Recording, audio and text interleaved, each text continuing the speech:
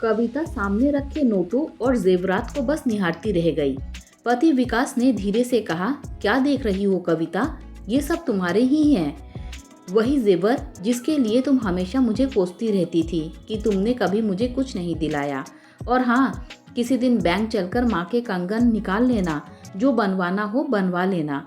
अब संभाल कर रखने से क्या फायदा। कविता ने धीमी आवाज में पूछा, और ये रुपए? विकास मुस्कुराया, ये भी तुम्हारे लिए हैं। अपनी पसंद की साड़ियाँ खरीद लेना।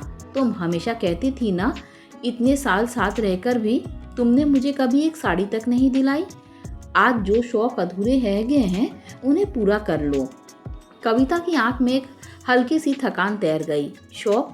इस उम्र में कहाँ बचे हैं शौक। अब तो बस जिम्मेदारियां और थकान बची है। विकास ने हंसते हुए कहा, अरे जो तब न हो सका उसे अभी सही ले लो पैसे। कविता ने सिर हिलाया, नहीं, अब इनकी मुझे जरूरत नहीं। विकास ने आह भरी, तुम लोगों के तो कितने नखरे हैं भाई। कविता मन ही मन सोचने लगी, क्या यही जीवन का नियम है? जब जरूरत होती है तब सब दूर रहता है, और जब सब मिल जाता है तब इच्छाएं ही खत्म हो चुकी होती हैं। जब कविता इस घर में आई थी तब वह मुश्किल से 19 साल की थी। एक सुखी और भरपूर माहौल से आई थी, लेकिन ससुराल में बस पति विकास और बुजुर्ग सास थी। विकास के 2 बड़े भाई थे, पर वे अलग बसते थे।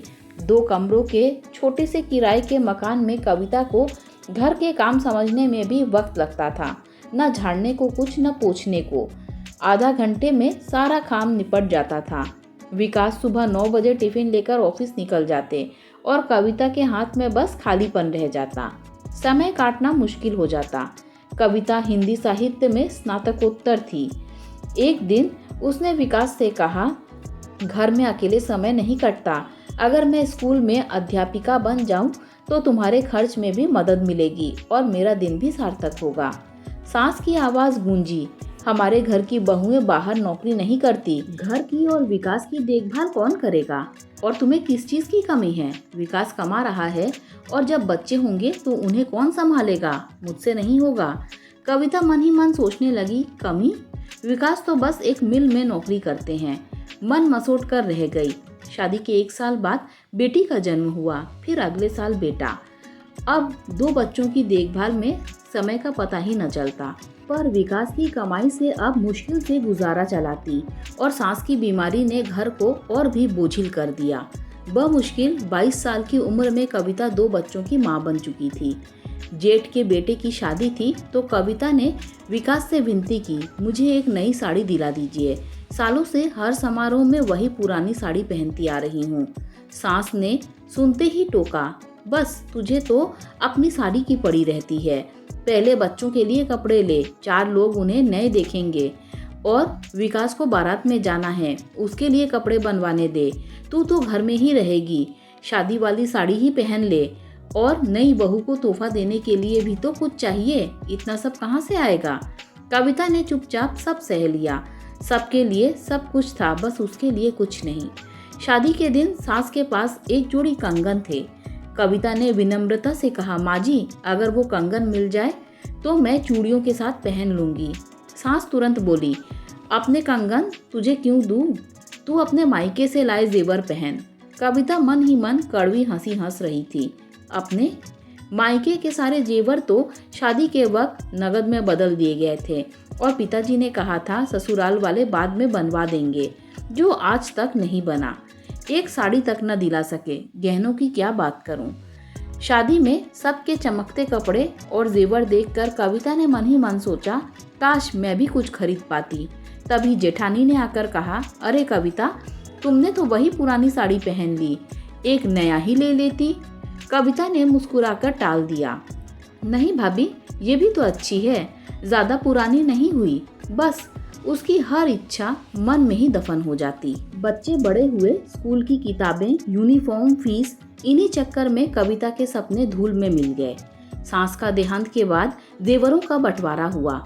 कविता को उम्मीद थी कि कंगन उसे मिलेंगे, पर डिब्बा खुला तो निकली एक जोड़ी कंगन, एक मांग टीका और एक सोने की चेन। मांग टीका ननद को गया, चेन बड़ी जिठानी को, एक कंगन दूसरी जिठानी को और एक कंगन कविता को। जब विकास ने वो कंगन उसे दिया तो कविता ने करवाहट भरी आवाज में कहा, आज तक तुम्हारे घर से एक अंगूठी तक नसीब नहीं हुई। शादी के जेवर तो ससुराल आते ही ले लिए गए और आज तक दिखाई भी न दिए। विकास ने कहा, वो तो बड़ी भाभी के थे, उन्होंने ले लिए। कविता बोले, तो मेरा कुछ भी नहीं था। अब ये कंगन मुझे दे दो, तुड़वा कर कुछ बनवा लूं, शायद कुछ पुरानी तमन्ना पूरी हो जाए। अच्छा, अभी रखवा देते हैं, 4 लोग हैं, बाद में ले लेना।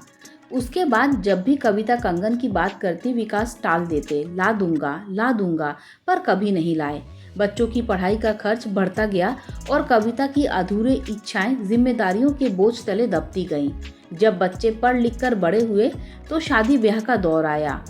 अब पैसे और जेवर जमा किए जाने लगे। कविता ने फिर कंगन मांगे तो विकास बोले, बेटी की शादी करनी है, रहने दो, काम आएंगे।